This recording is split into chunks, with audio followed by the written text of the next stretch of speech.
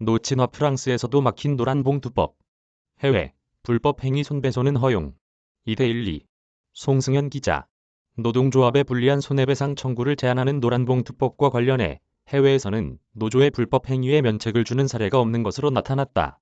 우리나라와 비슷하게 노조의 모든 단체 행동에 대한 손배소 청구를 금지하려고 시도했던 나라는 프랑스다. 프랑스는 헌법에서 파업권을 명시하고 있는 만큼 노조의 파업에 대해 관대한 나라로 꼽힌다. 1982년 이후 정권을 잡은 사회당은 노조에 대한 권리 향상에 힘을 쏟았는데 대표적인 법안이 근로자 대표제도의 발전에 관한 법률안이다.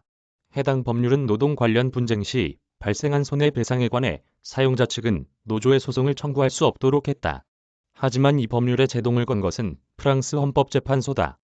헌법재판소는 파업권과 단결권과 같은 노동권의 실질적인 행사를 위해 손배소를 금지하는 법안이 오히려 명백한 차별에 해당한다고 봤다. 우리나라 노란봉투법이 취지를 정면에서 반박한 셈이다. 헌법재판소의 판단 이후 노조에 대한 권리를 중시하는 프랑스에서도 노란봉투법과 같은 입법 시도는 더 이상 없었다. 영국은 노조의 불법 행위에 대한 손배소 자체를 금지하지는 않지만 노조 규모별로 상한액을 정하는 방식을 취한다. 규모가 10만 명 이상인 노조의 경우 올해 7월 상한액을 기존 25만 파운드에서 100만 파운드로 4배 인상했다. 또 쟁의행위 중에 과실 또는 법률 위반으로 상해를 입히는 경우에는 손배 상한액 제한을 적용하지 않는다.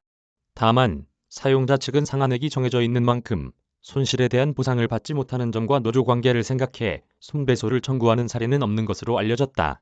사회민주주의로 노동 친화적인 국가로 알려진 독일에서도 노조의 불법 행위에 대한 손배소 청구는 제한하지 않는다.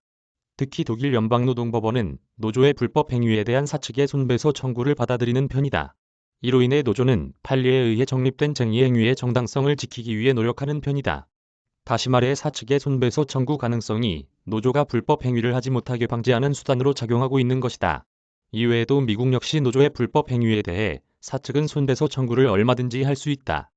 더 나아가 유엔 산하 국제노동기구 결사의자유위원회도 노조의 불법 행위는 보호하지 않는다는 점을 강조하고 있다. 황용년 한국경영자총협회 노동정책본부장은 최근 대우조선해양 사건과 같이 노동조합의 불법 쟁의행위는 회사에 막대한 손해를 초래한다며 그런데도 사측이 손배소 청구를 할 수 없도록 하는 것은 헌법상 보장된 기본권인 재산권에 대한 과도한 제한인 동시에 민법상 불법 행위에 대한 손해배상 책임 규정에 어긋난 것이며 글로벌 스탠다드에도 부합하지 않는다고 비판했다. 송승현